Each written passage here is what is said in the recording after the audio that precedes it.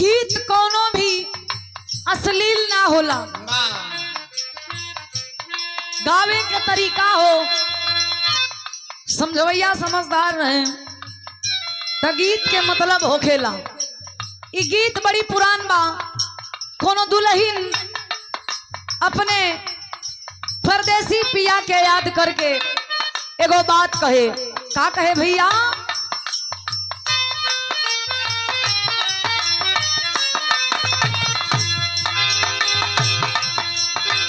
जही बात जा बाकी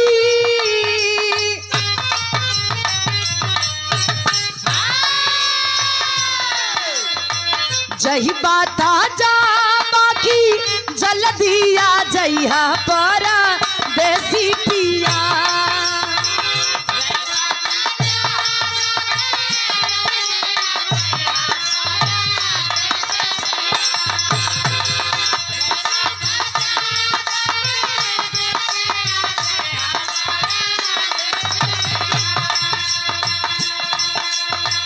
जही बात जा बाकी जल्दी आ जइहा परा देसी पिया।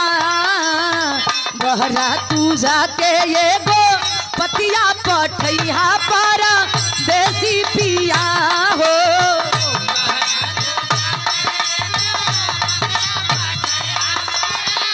जियो जियो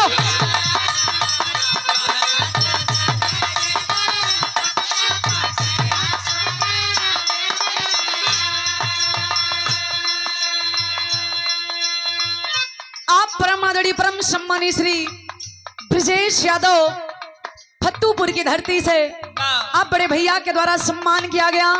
यह शानदार 201 रुपए दे के आशीर्वाद दिया गया। चरणों में प्रणाम, आशीर्वाद के चाह रही ये हो गीत तक तो ठीक रहे।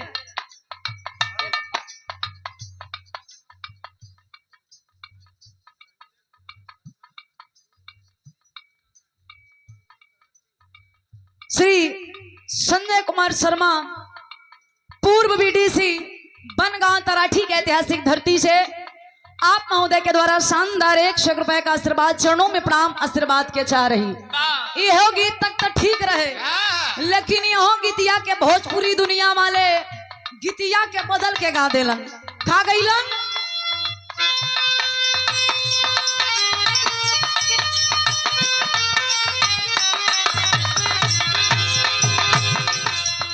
ले अइला कमनाय बही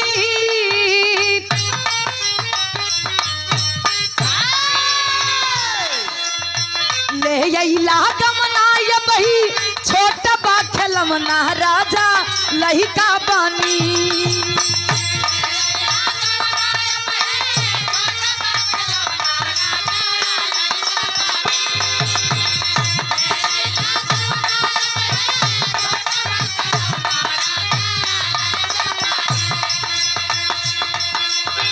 ले अइला कमनाय बही छोट बा खेलवना राजा लहिका बानी।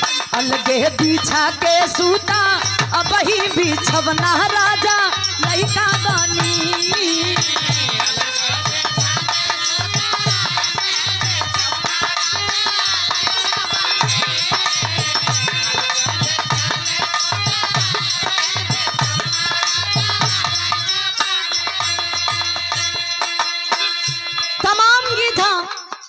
लेकिन यही भाव में बिटिया उम्मतारी के याद करे। हम बताइला दुनिया में सबसे बड़ी देवी अपनी माँ होती है, जन्मदायिनी माँ होती है। इनकरा से बढ़ के कोनो देवी नहीं खे। बिटिया मतारी से निवेदन करे कि ए माई 9 महीना कोख में रखलू, अथाह पीड़ा सह के हमरा के दुनिया में जन्मौलू। जब जब मार्ग भटकल बनी तब तब हमरा के रास्ता दिखावे के हमेशा प्रयास कैलू। ए माई तोहरे ही आशीर्वाद से ही मंच मिलल बा, हई भैया बाबू चाचा लोग के दर्शन करे के सौभाग्य मिलल बा। त ए माई एगो विनती बा। का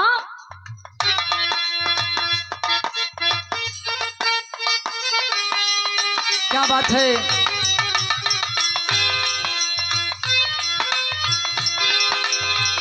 केहू नहीं जानत रहे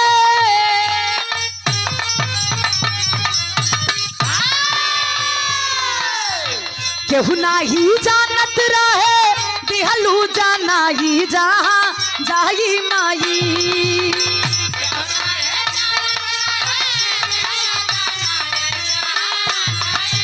क्या बात है।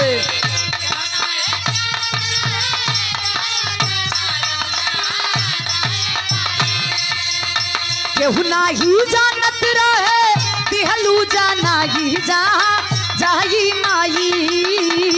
नौवा के सोहारत बा छाई छा छाई जहाँ जाई माई।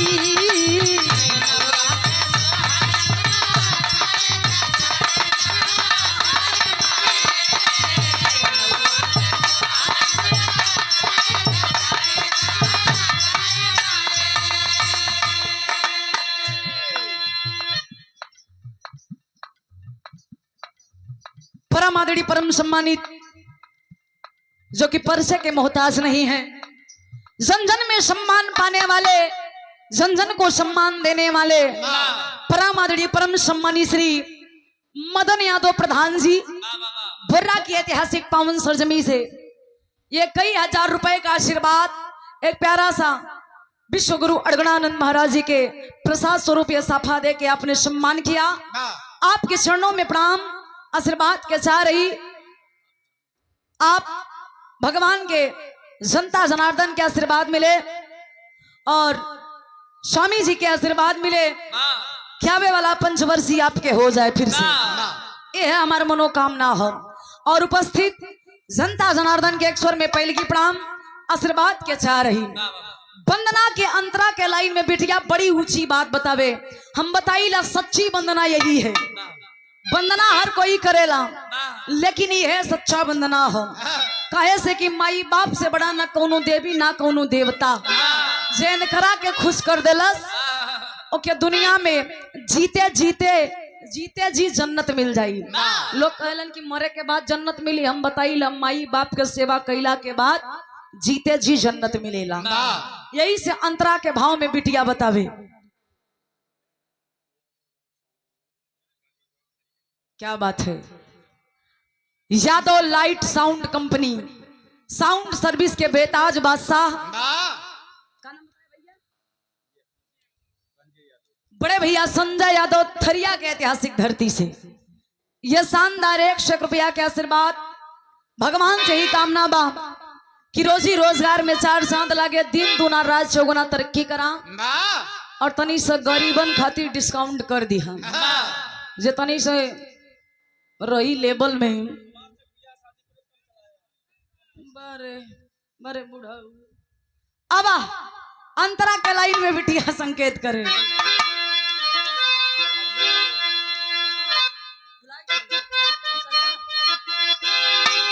क्या बात।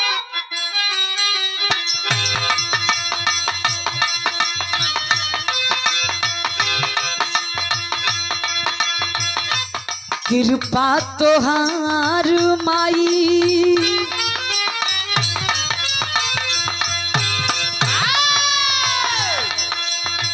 कृपा तोहार माई तारा चामार हो।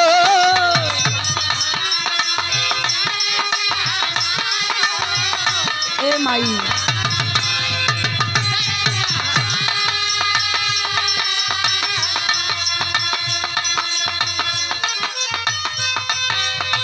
आप नाही कमनो इच्छा सुखी संसार हो।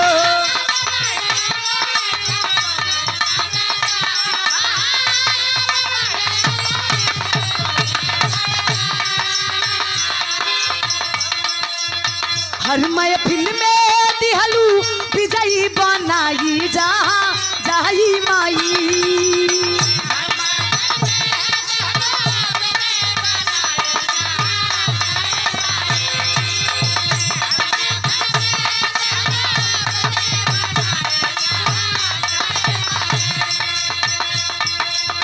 हर महफिल में दिहलू विजयी बनाई जहाँ जाई माई। नौवा के सोहारत बा छछाई छछाई जहाँ जाई माई।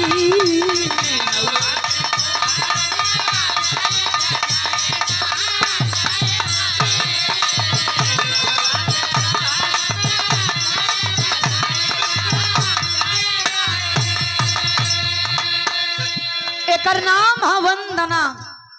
ये कबो नहीं बंद हुई। माई के बखान जतने करबा उतने कम्बा। ऐसे किसी महान पुरुष ने कहा है, मन की तरंग मार लो बस हो गया भजन, आदत बुरी सुधार लो बस हो गया खत्म का होता। वंदना के आखिरी और अंतिम लाइन में खानदान के परिचय में बिटिया संकेत करे, कहे का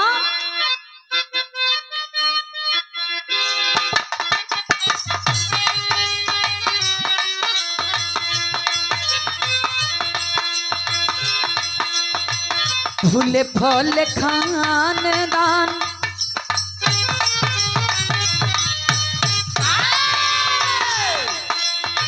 फूले फल खानदान बिहारी गणेश के।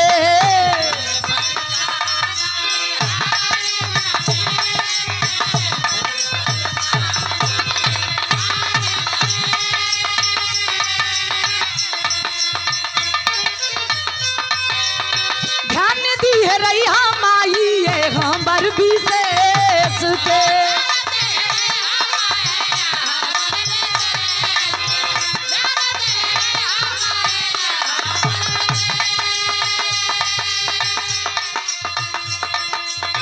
ज्योति गाया के दिहलू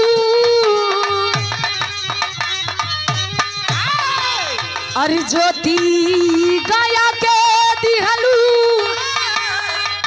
अब डंका बजाई जा जाई माई। नौआ के सोहरत बा छाई छछाई जहाँ जाई माई।